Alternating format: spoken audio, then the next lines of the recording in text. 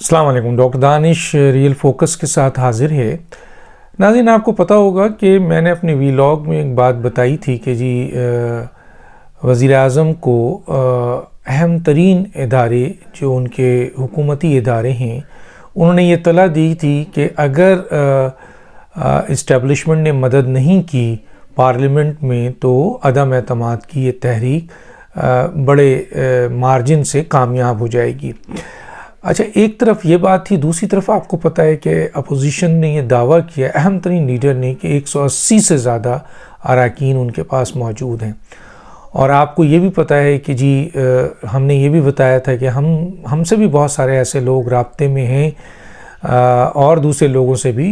जिन्होंने बरमला इस बात का इजहार किया है कि वो रिज़ाइन, इवन के मिनिस्टर जो हैं वो रिज़ाइन करने को तैयार हैं, लेकिन अभी हमें रोका गया है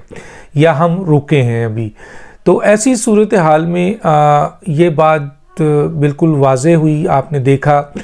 कि इमरान खान साहब को यकीन दिला दिया गया है कि आपके अपने इत्तेहादी, आपके अपने PTI के लोग जो बागी हो चुके हैं वो आपके ख़िलाफ़ अदम एतमाद लाने के लिए तैयार है।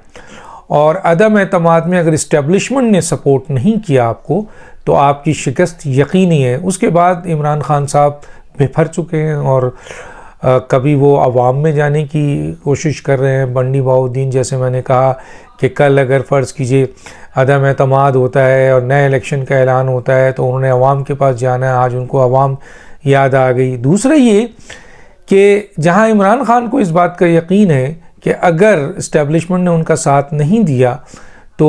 उनको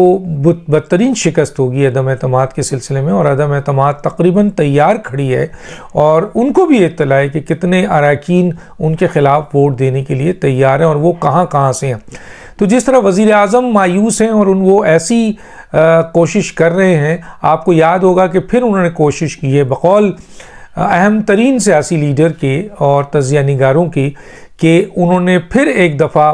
उन लोगों को इस्तेमाल किया है या उन लोगों को अप्रोच किया है जिसके ज़रिए वो चाहते हैं कि इस्टेब्लिशमेंट पे दबाव डाला, यानी इस्टेब्लिशमेंट जो है किस सूरत में वो दबाव डाले पार्लियामेंट में, और पार्लियामेंट के उन लोगों को जो अदम एतमाद पेश करेंगे उनको किसी भी सूरत में वो कन्विंस करे या प्रेशर दे। क्योंकि हुकूमत एक लेवल पर, आपने सुना होगा कि वो इमरान खान रशिया के दौरे के बाद बहादुराबाद जा रहे हैं। आप ये देखें कि कराची के मसाइल वो हल नहीं कर सके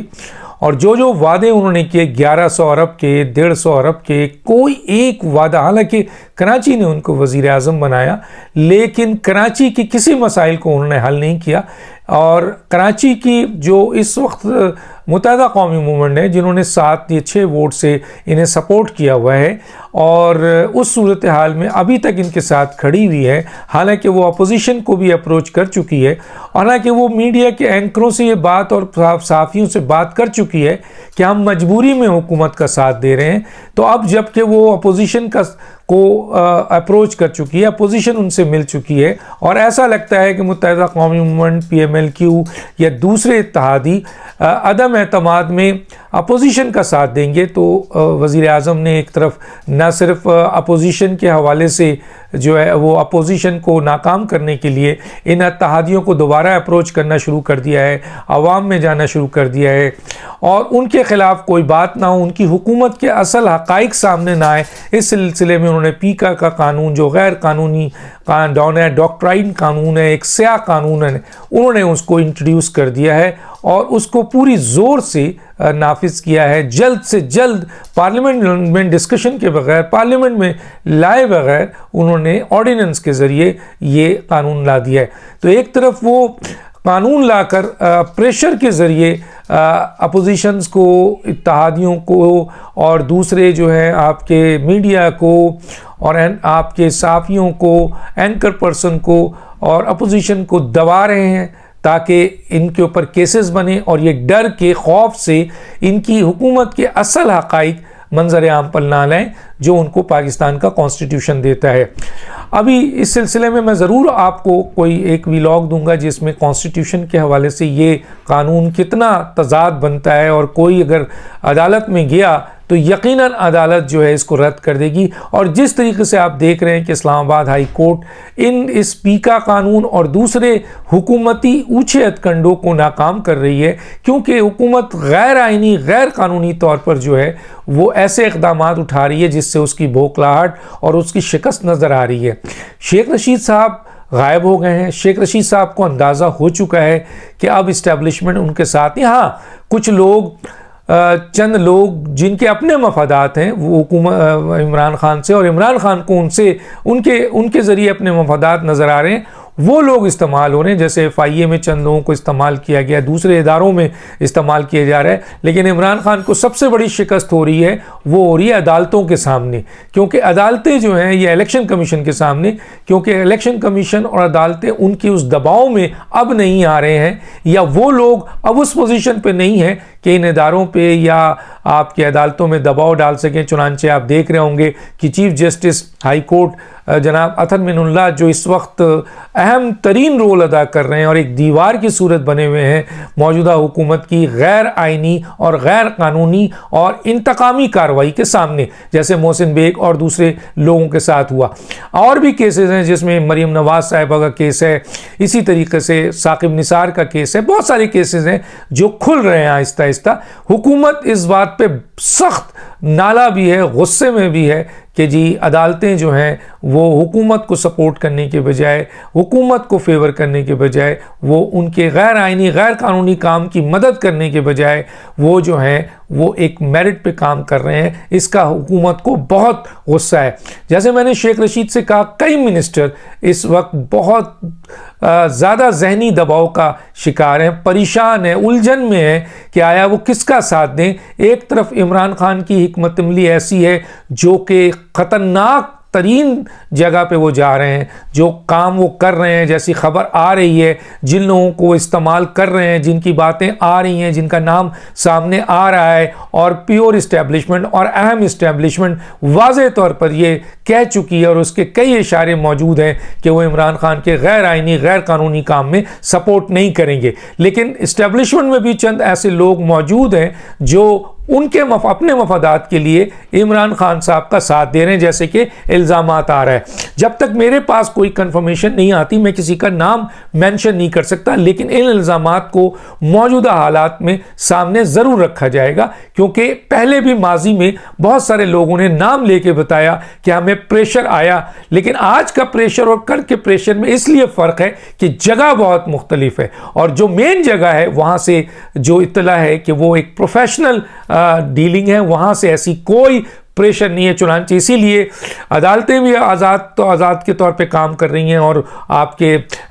इदारे हैं, इलेक्शन कमीशन है, वो भी काम कर रहा है, और वो MNAs और वो बागी हजरात जो हैं वो इमरान खान के कदमों पे नहीं गिर गई है। इत्तेहादियों ने इमरान खान को टाटा बाबाई कहकर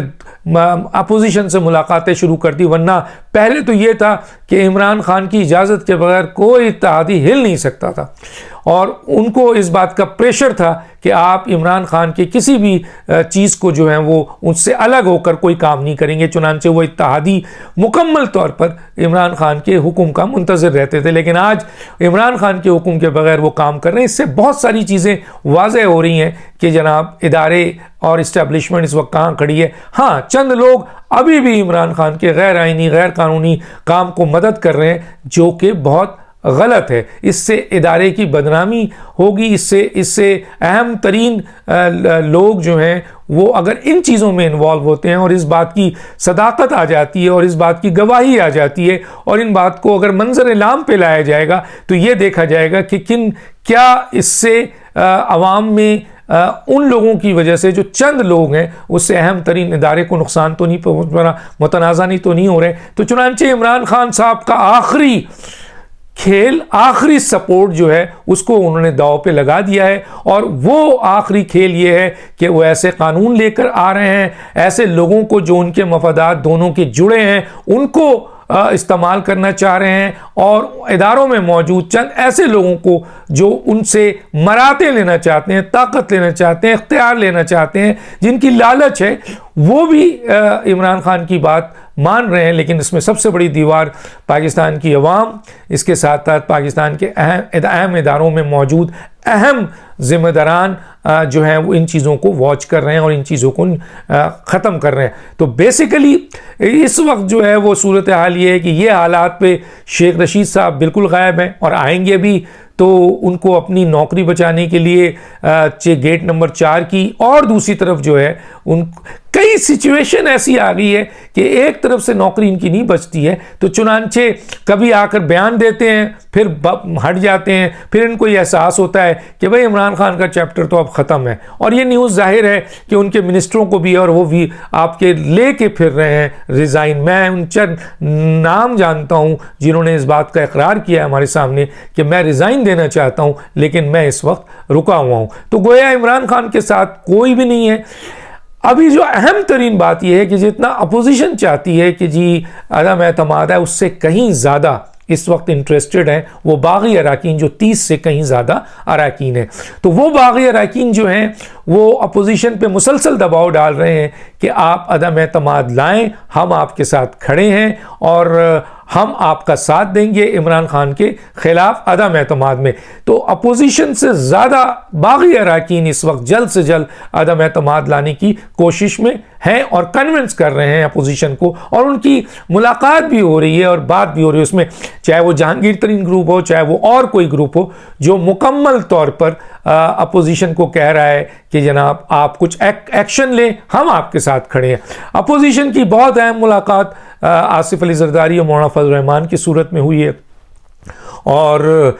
ये भी मैं आपको बता दूं कि बहुत जल्द एक बहुत बड़ा ऐलान मौलाना फजल रहमान साहब करना चाहते हैं। देखिए, ये अदम एतमाद की डेट नहीं दी जाएगी उस वक्त तक कि अदम एतमाद ना ला दी जाए। जैसा कि इस बात का खदशा है कि अदम एतमाद अगर लाई गई तो उस सूरत हाल में उसको फेल करने के लिए, उसको तोड़ने के लिए, उसको आपके नाकाम करने के लिए बहुत से हरबे जो हुकूमत ने जमा किए हुए हैं उसको इस्तेमाल कर सकती है। तो अदम एतमाद ऐसी सूरत हाल में लाई जाएगी, ऐसे वक्त में लाई जाएगी जिससे हुकूमत को हवा भी ना लगे और अदम एतमाद का बिल या तहरीक जो है वो जमा कर दी जाए। इस सिलसिले में तमाम काम हो चुका है। जैसे मैंने कहा कि बागी अरकान जो हैं वो सबसे ज़्यादा इस वक्त अपोजिशन को कह रहे हैं कि लाइए, और दूसरी बात यह है कि अपोजिशन के नंबर्स भी तकरीबन कंप्लीट हैं। अब सवाल यह पैदा होता है कि मौलाना फजल रहमान साहब जो ये मीटिंग कर रहे हैं, इवन कि उनकी मौलाना नवाज शरीफ साहब से भी टेलीफोन पे बात हुई, आसिफ जरदारी से यहाँ मुलाकात की, परवेज़ यानी शहबाज शरीफ से भी उनकी बात की, और PDM की सरबराह की हैसियत से और अपोजिशन के सरबराह की हैसियत से शहबाज शरीफ से फाइनल गुफ्तगू हो चुकी है, और किसी भी वक्त मौलाना फजल रहमान साहब एक अहम ऐलान करेंगे जो कि अपोजिशन का एक बड़ी हिकमत अमली होगी, और हो सकता है कि उसके बाद या फ़ौरन ही या उसी वक्त जो है अदम एतमाद सामने आ जाए। तो चुनांचे वज़रा बहुत मायूस हैं। शेख रशीद साहब इधर देखते हैं, उधर देखते हैं, आगे देखते हैं, पीछे देखते हैं, कभी आकर बोलते हैं जब प्रेशर पड़ता है उनको, और उसके बाद वो बोलकर पीछे हटते हैं तो उनको खाई नज़र आती है। उन्हें भी नज़र आ रहा है कि मौजूदा हुकूमत इमरान खान की जो हिकमत अमली है वो बचकाना हिकमत अमली है, और वो इस तरह के जो कानून बना रहे हैं उससे उनकी इस हुकूमत तारीख में बदतरीन मिसाल बनेगी डिक्टेटरशिप की, कि क्योंकि डिक्टेटरशिप में भी ऐसे कवानीन नहीं बने थे और इस तरह इंतकामी कार्रवाई नहीं हुई थी। और जाहिर है उन लोगों को भी इस बात का एहसास है कि इमरान खान के जाने के बाद अगर बदले की रवायत बन गई या इस बात का जो है वो इस बात की कोशिश की गई कि इस हुकूमत के उन तमाम अरकान का एहतसाब किया जाए और सख्त तरीके से एहतसाब किया जाए, तो ये वज़रा भी उसका हिस्सा होंगे। लेकिन बहरहाल वक्त जो है वो बिल्कुल ऐसा आ चुका है कि जिस बुनियाद पर शेख रशीद साहब समेत बहुत से मिनिस्टर मायूस हैं, बहुत खामोशी से अपना वक्त जो है वो देख रहे हैं, कभी आते हैं सामने और कभी छुप जाते हैं, और इसी तरह रिज़ाइन लेके कुछ बैठे हुए हैं। मौलाना फजल रहमान के पास बहुत बड़ी खबर है जो किसी भी वक्त वो लाएंगे, और मैंने कहा कि इस बागी अरकान ज़्यादा इंटरेस्टेड हैं कि इमरान खान साहब को गिराया जाए, और इमरान खान साहब के लिए अब कोई रास्ता नहीं है माँ सवाए एक रास्ते के जिसको वो इस्तेमाल कर रहे हैं, लेकिन वो भी कुछ लोगों ने एक्सपोज कर दिया है। डॉक्टर दानिश को इजाज़त दीजिए, अल्लाह हाफिज़।